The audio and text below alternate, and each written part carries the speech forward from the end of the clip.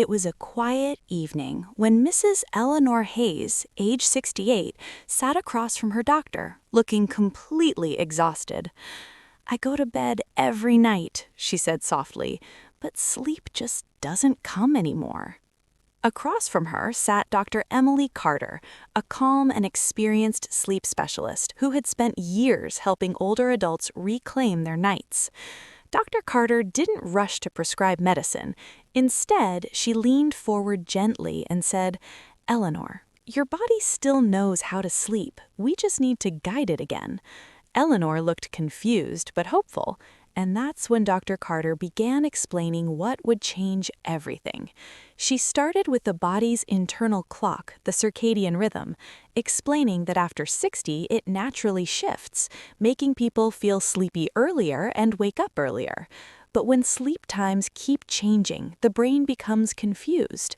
She advised Eleanor to go to bed and wake up at the same time every day, without exception, to retrain the brain. Then she introduced a surprisingly simple habit: morning sunlight. She told Eleanor to spend 15 minutes in sunlight daily without distractions because it helps regulate melatonin, the hormone that controls sleep. Morning light resets the brain and prepares it for restful sleep at night. Next, Dr. Carter addressed something Eleanor didn't expect: her evening tea. Even though Eleanor had stopped drinking coffee, she still consumed caffeine through tea, which can stay in the body for hours and disrupt sleep. The doctor gently advised her to avoid caffeine after 2 p.m. Soon after making this change, Eleanor noticed she was no longer waking up repeatedly at night. Then came another hidden issue: phone use before bed. Eleanor believed scrolling helped her relax, but Dr. Carter explained that the blue light from screens actually blocks melatonin and keeps the brain alert. She recommended turning off all screens at least 1 hour before bedtime and replacing them with calming activities like reading. Finally, Dr. Carter focused on Eleanor's bedroom habits.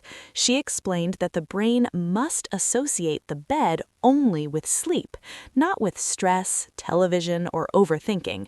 She advised keeping the room cool, dark, and quiet, and avoiding lying awake in bed for long periods. Over time, Eleanor transformed her bedroom into a true place of rest. Just 2 weeks later, Eleanor returned with a smile and a new energy. "I slept," she said, almost in disbelief. Not perfectly, but peacefully. Dr. Emily Carter smiled, knowing that sleep after 60 doesn't disappear. It simply needs to be understood. She reminded Eleanor and all her patients of one simple truth: don't fight your body, work with it. Because better sleep isn't about strong medicine, it's about small, consistent habits that bring back peaceful nights at any age.